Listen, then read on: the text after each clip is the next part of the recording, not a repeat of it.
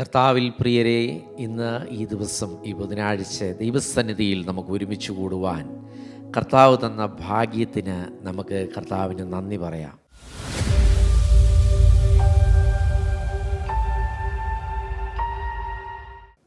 ഇന്നത്തെ ദിവസം കർത്താവ് എന്നെ നിങ്ങളെയും അത്ഭുതത്തോടെ ചിന്തിക്കുന്നതിൻ്റെ അപ്പുറത്ത് ഈ ദിവസം കർത്താവ് എനിക്ക് വേണ്ടി ഉണ്ടാക്കിയ ദിവസം പറഞ്ഞേ, കർത്താവ് എനിക്ക് വേണ്ടി ഉണ്ടാക്കിയ ദിവസം ഞാൻ സന്തോഷിക്കും, ഞാൻ ആനന്ദിക്കും. ദൈവവചനത്തിൽ കടക്കുമ്പോൾ ഇന്നത്തെ ദിവസം എല്ലാവർക്കും ഒരു അത്ഭുതത്തിൻ്റെ ദിവസമായി കർത്താവ് മാറ്റട്ടെ എന്ന് പ്രാർത്ഥിക്കുന്നു. ദൈവവചനത്തിൽ നന്മയുടെ കാര്യങ്ങളുണ്ട്, അനുഗ്രഹത്തിൻ്റെ കാര്യങ്ങളുണ്ട്. ഞാൻ നിങ്ങളോടൊരു ചോദ്യം ഇന്നത്തെ എപ്പിസോഡിൽ, ഇന്നത്തെ ഈ ദിവസം ഞാൻ നിങ്ങളോട് ചോദിക്കുകയാണ്. നിങ്ങൾ യേശുക്രിസ്തുവിൽ അനുഗ്രഹങ്ങൾ ഉണ്ടെന്ന് വിശ്വസിക്കുന്നുണ്ടോ അതോ ഇല്ലയോ? അനുഗ്രഹിക്കുന്നവനാണ് കർത്താവെന്ന് വിശ്വസിക്കുന്നുണ്ടോ അതോ അനുഗ്രഹിക്കുന്നവനല്ല, അല്ലെങ്കിൽ കഷ്ടത തരുന്നവനാണ് എന്ന് നിങ്ങൾ വിശ്വസിക്കുന്നവരാണോ? എന്നോട് നിങ്ങൾ ചോദിച്ചാൽ ഞാൻ പറയും, ആമേൻ, ദൈവം അനുഗ്രഹിക്കുന്നവനാണ്, ദൈവം മാനിക്കുന്നവനാണ്, ദൈവം നടത്തുന്നവനാണ്. ആമേൻ. ചതഞ്ഞ ഓടയിൽ കിടന്നവനെ ആമേൻ ചതയ്ക്കുന്നവനല്ല, അവിടുന്ന് ഉയർപ്പിക്കുന്നവനാണ് എൻ്റെ ദൈവം. ആമേൻ. ഇന്ന് ഇത് കേൾക്കുമ്പോൾ ആമേൻ പല ഡൗട്ട് കാണാം, പല ചിന്താഗതികൾ കാണാം. ആമേൻ. ഇത് കേൾക്കുന്ന സമയത്ത് നിങ്ങൾക്ക് വേണ്ടി പ്രവർത്തിക്കുന്ന ഒരു ദൈവമുണ്ട്.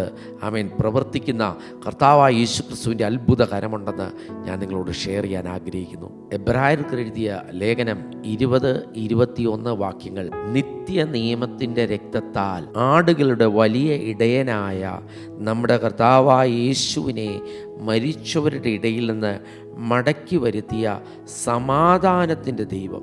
യേശുവിനെ എങ്ങനെയാണ് ദൈവം മടക്കി വരുത്തിയത്? വചനം പറയാണ്, നിത്യ നിയമത്തിൻ്റെ രക്തത്താൽ. ആമേൻ. മറ്റൊരു നിയമം ഇനി ഇല്ല. അവൻ നിത്യ നിയമം, എന്നേക്കും നിലനിൽക്കുന്ന ഒരു നിയമം.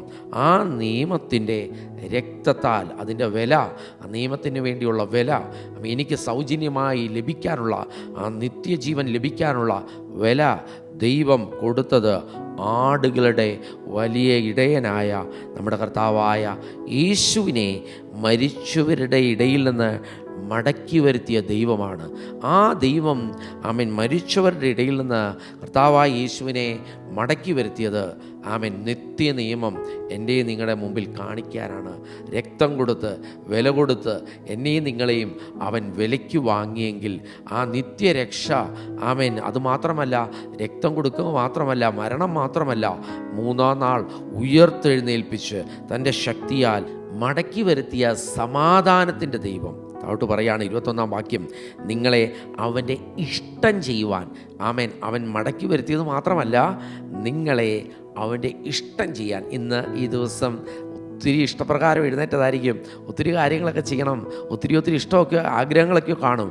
പക്ഷേ ദൈവം നമ്മളെ വിളിച്ചിരിക്കുന്നത് അവൻ്റെ ഇഷ്ടം, നിങ്ങളെ അവൻ്റെ ഇഷ്ടം ചെയ്യുവാൻ തക്കവണ്ണം എല്ലാ നന്മയിലും യഥാസ്ഥാനപ്പെടുത്തി. അവൻ്റെ ഇഷ്ടം ചെയ്യാന്ന് പറഞ്ഞാൽ അവൻ്റെ ഇഷ്ടം മാത്രം ചെയ്യുകയല്ല, നമ്മളെ എല്ലാ നന്മയിലും യഥാസ്ഥാനപ്പെടുത്താൻ വേണ്ടി ദൈവം നമ്മളെ സ്നേഹിച്ചു, നമ്മളെ തിരഞ്ഞെടുത്തു. എല്ലാ നന്മയെന്ന് പറഞ്ഞാൽ, എല്ലാ നന്മയിലും യഥാസ്ഥാനപ്പെടുത്തുക എന്ന് പറഞ്ഞാൽ, സമ്പത്തിൽ, ആരോഗ്യത്തിൽ, ആയുസ്സിൽ, എനിക്ക് നിങ്ങൾക്ക് എന്തെല്ലാം വേണോ അതിലെല്ലാം ദൈവം യഥാസ്ഥാനപ്പെടുത്തി. ഇന്ന് ചില കാര്യങ്ങളൊക്കെ എങ്ങനെ നടക്കുമെന്ന് ഭാരപ്പെടുന്നുണ്ട്. സമ്പത്ത് കയ്യിലില്ല, പൈസ കയ്യിലില്ല, ആരോഗ്യം ആമേൻ ക്ഷീണിതനാണ്, പല കാര്യത്തിൽ, മക്കളുടെ കാര്യത്തിൽ വറീഡാണ്, ഭാരപ്പെട്ടിരിക്കുകയാണ്, ഭയപ്പെട്ടിരിക്കുകയാണ്. പക്ഷെ വചനം പറയാണ്, എല്ലാ നന്മയിലും ദൈവം നമ്മളെ എന്ത് ചെയ്തു? യഥാസ്ഥാനപ്പെടുത്തി. എങ്ങനെ യഥാസ്ഥാനപ്പെടുത്തി? യേശുക്രിസ്തുവിലൂടെ. വചനം പറയാണ്, തനിക്ക് പ്രസാദമുള്ളത് യേശുക്രിസ്തു മുഖാന്തരം നമ്മിൽ നിവർത്തിക്കുമാറാകട്ടെ. അവൻ എന്നേക്കും മഹത്വം, അവൻ എന്നേക്കും മഹത്വം. ആമേൻ. വചനം പറയാണ്, ആമേൻ, തനിക്ക് പ്രസാദമുള്ളത് യേശുക്രിസ്തു മുഖാന്തരം നമ്മിൽ നിവർത്തിക്കുമാറാകട്ടെ.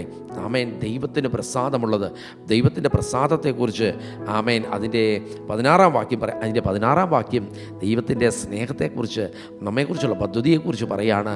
16-ാം വാക്യം പറയണം, നന്മ ചെയ്യുവാനും കൂട്ടായ്മ കാണിപ്പാനും മറക്കരുത്. ഈ വക യാഗത്തിലല്ലോ ദൈവം പ്രസാദിക്കുന്നത്. അപ്പം ദൈവത്തിൻ്റെ പ്രസാദമെന്ന് പറയുന്നത്, ദൈവം നമ്മളെ എല്ലാ നന്മയിലും യഥാസ്ഥാനപ്പെടുത്തി. എന്തിനാണ് യഥാസ്ഥാനപ്പെടുത്തിയത്? നന്മ ചെയ്യാൻ. നന്മ ചെയ്യണമെന്നുണ്ടെങ്കിൽ, മറ്റുള്ളവരുടെ ജീവിതത്തിൽ നമ്മളൊരു അനുഗ്രഹമാകണമെന്നുണ്ടെങ്കിൽ നമ്മുടെ കയ്യിൽ എന്തെങ്കിലും ഉണ്ടെങ്കിലല്ലേ നമുക്ക് മറ്റുള്ളവരെ അനുഗ്രഹിക്കാൻ പറ്റത്തുള്ളൂ. ഇന്ന് ഈ ദിവസം നിങ്ങൾ എഴുന്നേറ്റപ്പോൾ നിങ്ങളുടെ കയ്യിൽ ഒന്നുമില്ല, ശൂന്യമായ ഒരു പടകമായിരിക്കാം, ശൂന്യമായ ഒരു പാത്രമായിരിക്കാം നിങ്ങളുടെ കയ്യിലുള്ളത്. എന്നാൽ ഉള്ളത് കർത്താവിൻ്റെ കയ്യിൽ ഏൽപ്പിക്കുക. കർത്താവെ, എന്നെ തന്നെ സമർപ്പിക്കുന്നു, എൻ്റെ ബിസിനസ്സിനെ ഏൽപ്പിക്കുന്നു, എൻ്റെ ജോലിയെ ഏൽപ്പിക്കുന്നു, ഞാൻ ഇറങ്ങി പുറപ്പെടുന്ന എല്ലാ കാര്യത്തെയും നിൻ്റെ കരങ്ങളിൽ ഏൽപ്പിക്കുന്നു, എൻ്റെ തലമുറയെ ഏൽപ്പിക്കുന്നു, അവരുടെ വിദ്യാഭ്യാസത്തെ ഏൽപ്പിക്കുന്നു, അവരുടെ ഭാവിയെ ഏൽപ്പിക്കുന്നു എന്ന് നിങ്ങൾ പറയുന്ന നിമിഷം വചനം പറയണം, എല്ലാ നന്മയിലും അവൻ യഥാസ്ഥാനപ്പെടുത്തും. അതുകൊണ്ട് ഞാൻ ദൈവത്തിൽ ആശ്രയിക്കുന്ന ഒരു വ്യക്തിയായിരിക്കണം. ഇന്നത്തെ ഈ പ്രഭാതത്തിൽ ദൈവിക സന്ദേശം നിങ്ങൾക്കുള്ളതാണ്. ദൈവം അനുഗ്രഹിക്കുന്നവനാണ്. ദൈവത്തെ തന്നെ നീ ആശ്രയിക്കണം. ദൈവാശ്രയത്തോടുകൂടെ മുമ്പോട്ട് പോകുമ്പോൾ തകർന്നു പോയെടുത്തൊക്കെയും ദൈവം നിനക്ക് വേണ്ടി അത്ഭുത വഴികളെ, പുതിയ വഴികളെ കർത്താവ് തുറക്കാൻ പോവുക. 128-ാം സങ്കീർത്തനം ഇപ്രകാരം പറയുകയാണ്, യഹോവയെ ഭയപ്പെട്ട് അവൻ്റെ വഴികളിൽ നടക്കുന്ന ഏവനും ഭാഗ്യവാൻ. അതേ, നമ്മളെക്കുറിച്ചാണ് പറയുന്നത്. ഇന്ന് ഈ രാവിലെ എഴുന്നേറ്റ് അല്ലെങ്കിൽ ഇന്നത്തെ ദിവസം നിങ്ങൾ ഈ ദൈവിക സന്ദേശം കേൾക്കുന്നുണ്ടെങ്കിൽ നിങ്ങൾ ദൈവത്തെ സ്നേഹിക്കുന്നതുകൊണ്ടാണ്.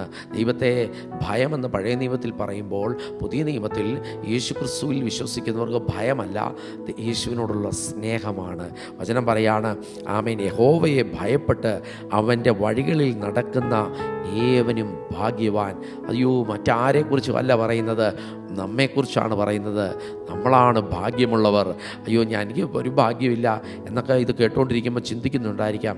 നോ, നിങ്ങൾ ഈ സന്ദേശം കേൾക്കുന്ന നിമിഷം തന്നെ നിങ്ങൾക്ക് വേണ്ടി ആ കർത്താവിൻ്റെ കരം, ആമേൻ, ദൈവത്തിൻ്റെ കരം, യേശുവിൻ്റെ കരം നിങ്ങൾക്ക് വേണ്ടി പ്രവർത്തിക്കുകയാണ്. നിന്നെ നോക്കി പലരും പറഞ്ഞു കാണും, ഭാഗ്യമില്ലാത്ത ആളാ. അല്ല, ഈ ദിവസങ്ങളിൽ അവർ മാറ്റി പറയാൻ പോവുക, ഇതുപോലെ ഭാഗ്യമുള്ള ഒരാൾ.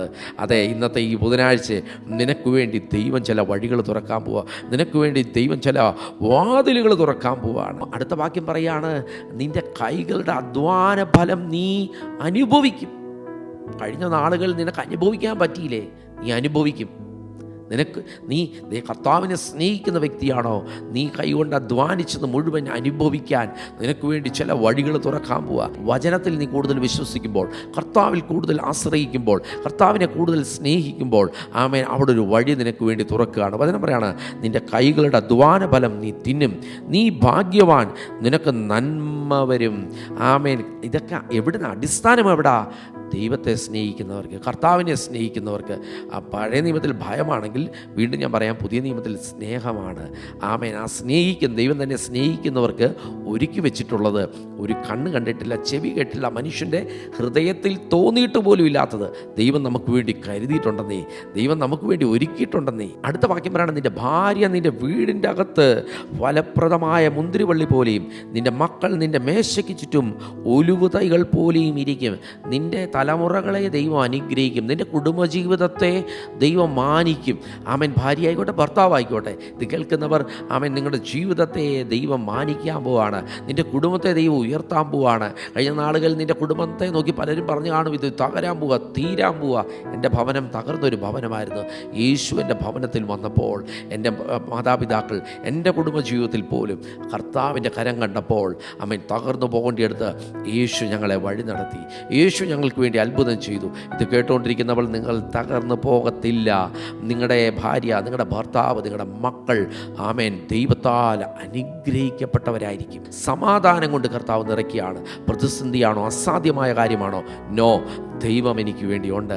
ഞാൻ ദൈവത്തെ സ്നേഹിക്കുന്ന ആളാണ്, യേശുവിനെ സ്നേഹിക്കുന്ന ആളാണ്, യേശുവിന് വേണ്ടി എൻ്റെ ജീവിതം സമർപ്പിക്കുന്നു എന്ന് ഈ ദൈവിക സന്ദേശം കേൾക്കുമ്പോൾ നിങ്ങൾ പറയുന്ന നിമിഷം തന്നെ നിങ്ങളെ ഉള്ളങ്കരങ്ങളിൽ കർത്താവ് വഹിക്കുകയാണ്. ഞാൻ നിങ്ങൾക്ക് വേണ്ടി പ്രാർത്ഥിക്കാൻ ആഗ്രഹിക്കുന്നു. കർത്താവെ, നല്ലവനും വിശ്വസ്തനുമായ കർത്താവെ, ഇന്ന് കേട്ടുകൊണ്ടിരിക്കുന്ന മുഴുവൻ പേരുടെയും ജീവിതത്തിൽ എല്ലാ മേഖലകളിലും കർത്താവെ, സമാധാനമില്ലാത്ത മേഖലകളിൽ സമാധാനം വരട്ടെ, സമ്പത്തില്ലാത്തടത്ത് സമ്പത്ത് വരട്ടെ, തലമുറകളുടെ നന്മ, തലമുറയുടെ കാര്യത്തിൽ ഭാരപ്പെടുന്നവർ, കുടുംബജീവിതത്തിൽ ഭാരപ്പെടുന്നവർ, ഭാര്യയുടെ കാര്യത്തിൽ ഭാരപ്പെടുന്നവർ, ഭർത്താവിൻ്റെ കാര്യത്തിൽ ഭാരപ്പെടുന്നവർ, കർത്താവേ, യേശുവിൻ്റെ നാമത്തിൽ ഇവരുടെ ജീവിതത്തിൽ പുതിയ നന്മകൾ കൊണ്ട് നിറയ്ക്കട്ടെ. ഇവരുടെ ഭവനത്തിൽ എല്ലാ മേഖലകളിൽ സമാധാനം വ്യാപരിക്കട്ടെ, സമാധാനം വെളിപ്പെടട്ടെ, സമാധാനത്താൽ നിറയട്ടെ. യേശുവിൻ്റെ നാമത്തിൽ അനുഗ്രഹിക്കുന്നു. ഇവർ തുടർന്ന് ഇവരുടെ ആയുഷ്കാലം കർത്താവെ നന്മകൾ കണ്ട് ദീർഘായുസ്സോടെ ഇരുന്ന് ഇവരുടെ തലമുറകളെ കണ്ട് കർത്താവെ ദീർഘായുസ്സോടെ ഇരുന്ന് എല്ലാ നന്മകളും അനുഭവിക്കാനുള്ള ദൈവിക അനുഗ്രഹങ്ങൾ ഇവരുടെ മേലുണ്ടല്ലോ അപ്പാ. യേശുവിൻ്റെ നാമത്തിൽ ഇവരെ അനുഗ്രഹിക്കുകയാണ്. ഇന്നത്തെ ദിവസം കർത്താവ് ജയത്തോടെ ഈ ബുധനാഴ്ച ഇവരുടെ ജീവിതത്തിൽ അത്ഭുതത്തിൻ്റെ ദിവസമാക്കി കർത്താവ് അങ്ങ് മാറ്റിയതിനായി നന്ദി. അനുഗ്രഹിക്കുകയാണ് യേശുവിൻ നാമത്തിൽ തന്നെ. ആമേൻ. ഈ സന്ദേശം നിങ്ങൾക്ക് അനുഗ്രഹമാണെങ്കിൽ ഉറപ്പായി മറ്റുള്ളവർക്ക് ഷെയർ ചെയ്ത് കൊടുക്കുക. സോഷ്യൽ മീഡിയയിൽ, പ്രത്യേകിച്ച് യൂട്യൂബിലൊക്കെയും നമ്മുടെ എല്ലാ ദിവസവും രാവിലെ 5 മണിക്ക് ഈ പ്രോഗ്രാം ലൈവ് ടെലികാസ്റ്റ് വരികയാണ്. പ്രിയമുള്ളവരെ, നിങ്ങളുടെ ജീവിതത്തിൽ അനുഗ്രഹമാണെങ്കിൽ ഒരിക്കൽ കൂടെ പറയട്ടെ, മറ്റുള്ളവർക്ക് ഷെയർ ചെയ്യുക. മറ്റുള്ളവർക്ക് ഇത് അനുഗ്രഹമായി തീരട്ടെ. God bless you. See you tomorrow.